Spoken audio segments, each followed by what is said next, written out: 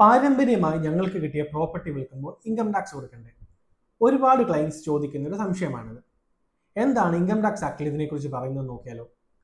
നിങ്ങൾക്ക് പാരമ്പര്യമായി കിട്ടിയ ഒരു പ്രോപ്പർട്ടി നിങ്ങൾ വിൽക്കുമ്പോൾ രണ്ട് ഇവന്റ് അവിടെ സംഭവിക്കുന്നുണ്ട്.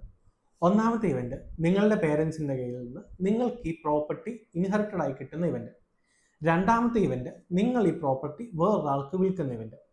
ഒന്നാമത്തെ ഇവന്റിന്റെ സാഹചര്യത്തിൽ നിങ്ങൾക്ക് നിങ്ങളുടെ പേരൻസിന്റെ കയ്യിൽ നിന്ന് ഈ പ്രോപ്പർട്ടി ഇൻഹെറിറ്റഡ് ആയി കിട്ടുമ്പോൾ അവിടെ ഇൻകം ടാക്സ് കൊടുക്കേണ്ട ആവശ്യം വരുന്നില്ല.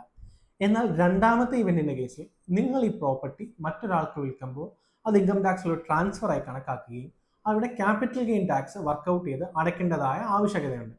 ഇങ്ങനത്തെ ഒരു ട്രാൻസാക്ഷനിൽ ക്യാപിറ്റൽ ഗെയിൻ ടാക്സ് വർക്കൗട്ട് ചെയ്യുമ്പോൾ ശ്രദ്ധിക്കേണ്ട ഒന്ന് രണ്ട് കാര്യങ്ങളുണ്ട്. ഒന്ന്, ഇതിന്റെ പീരീഡ് ഓഫ് ഹോൾഡിംഗ്. ഒരു പ്രോപ്പർട്ടിയുടെ പീരീഡ് ഓഫ് ഹോൾഡിങ്ങിന്റെ ബേസിലാണ് ഇത് ലോങ് ടേം ക്യാപിറ്റൽ ഗെയിൻ ആണോ ഷോർട്ട് ടേം ക്യാപിറ്റൽ ഗെയിൻ ആണോ എന്നുള്ളത് നമ്മൾ തീരുമാനിക്കുന്നത്.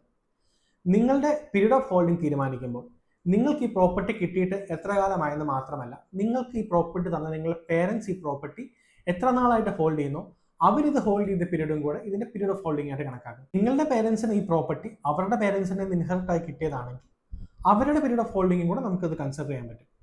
ഇനി രണ്ടാമത്തെ കാര്യം ഇതിന്റെ കോസ്റ്റ് ഓഫ് അക്വിസിഷൻ ആണ്.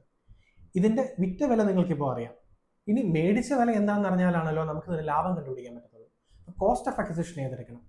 Cost of acquisition of the previous owner consider ചെയ്യാനാണ് പറയുന്നത്.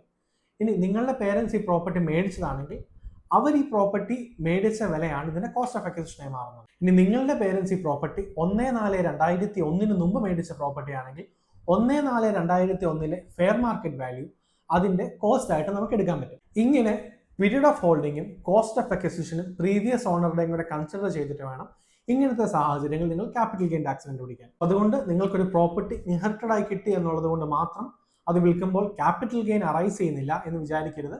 തീർച്ചയായിട്ടും അത് ക്യാപിറ്റൽ ഗെയിൻ ആപ്ലിക്കബിൾ ആയിട്ടുള്ള സ്ഥലമാണെങ്കിൽ ക്യാപിറ്റൽ ഗെയിൻ വർക്കൗട്ട് ചെയ്ത് ക്യാപിറ്റൽ ഗെയിൻ കൊടുക്കുക തന്നെ ചെയ്യണം. ഇങ്ങനെയുള്ള ഫിനാൻസ് റിലേറ്റഡ് അപ്ഡേറ്റ്സ് കിട്ടാൻ വേണ്ടി do follow my channel. Thank you.